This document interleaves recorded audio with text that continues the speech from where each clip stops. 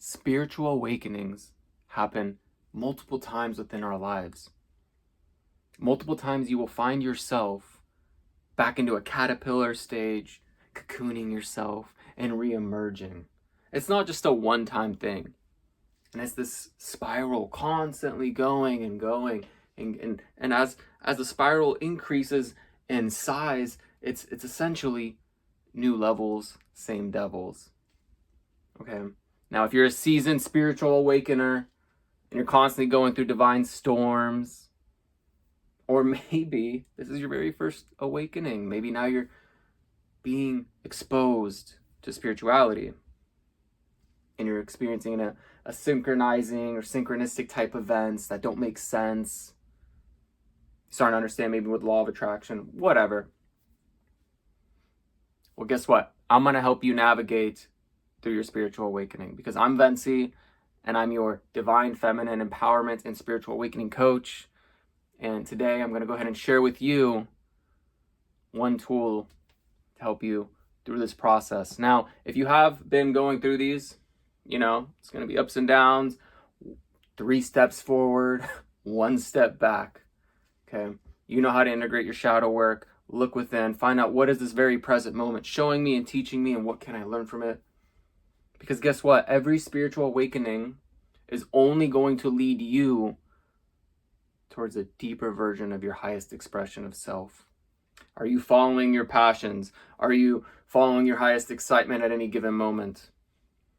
Are you attracting the life, friends, love, abundance that you prefer? Let me know in the comments below what you see, what's possibly struggling you currently in this very present moment, and how this video aligned to you. And let me know maybe how I can assist you, because I would love to support you through your journey. And you know what? Me too. I too watch other spiritual teachers, and I have for years. And I still watch their YouTube channels because I too need guidance at times. I too go through my own multiple spiritual awakenings. And around last year, I had a divine storm where everything fell apart. People I was living with started to suck. Started realizing who was my friends and who weren't. And then I found myself in this really weird situation. And then all of a sudden I got this concussion. And then I lost my job because I had to take so much time off of work to heal and whatnot. However, it was a blessing in disguise. It was part of my spiritual awakening process. And it was funny, before everything that was built on faulty ground crumbled down, I was out meditating by a pond, and I said, like, hey, I've been doing all this inner work. I'm ready. I want to share things. I want to do more, right? And that very same day, my whole living situation had to shift. Everything people I thought cared about me, turns out I was just people pleasing the whole time. They didn't care, and they were taking advantage of me. So you start to recognize these things as you awaken in your spiritual journey. That I was a people pleaser, and a people-pleasing empath with my own worthiness wounds. I was getting my validation and approval needs met by offering as much as I can at the extent of my own energy, out of the extent of me possibly burning out. And these are some of the things that you figure out during a spiritual awakening. This is part of the shadow work. You get to dive in deep and find out, why am I doing these things? Why am I attracting these people, places, or things that are not healthy? And guess what?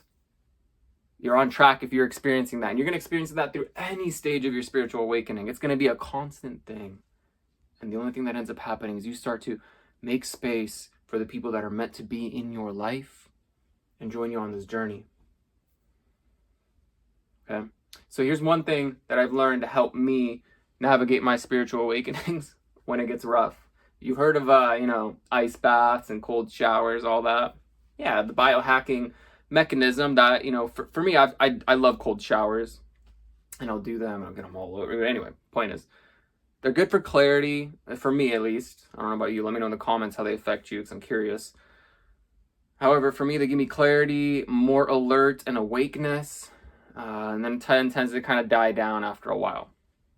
However, warm, hot showers where you're just standing and letting the water sprinkle on your chest and all over your heart energy, Just let it sit there and look up.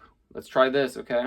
Because this is important. If you just let the water flow on you and sprinkle, and you just look up and then try to sway and move around and let yourself, whatever situation, whatever thoughts, feelings you have, just come out.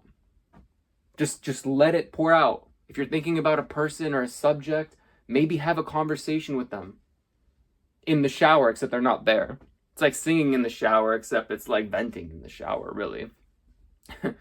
Except here's the thing.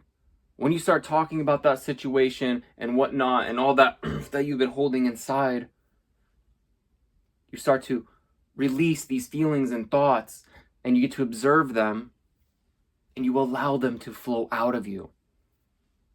So you can see like, hey, what's going on? How am I feeling? What do I want to say to this person? What am I learning here? And then you actually catch yourself like, oh, this person isn't treating me right. Oh, I'm doing so much and I'm burned out. Maybe I want to communicate this and express this to them. Maybe I want to invite them on the next step of my journey because I've decided to leave my 9 to 5 and start a conscious business, and they're looking at me like I have lobsters coming out of my ears, right? Well, I'm going to invite you, friend of mine, for 5 years, 20 years, whatever. I know this path looks unconventional.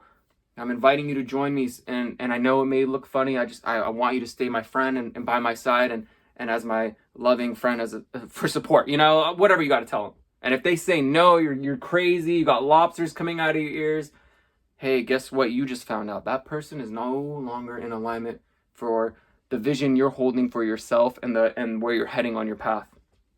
Okay, so you talk these things out, let them flow, just have these conversations.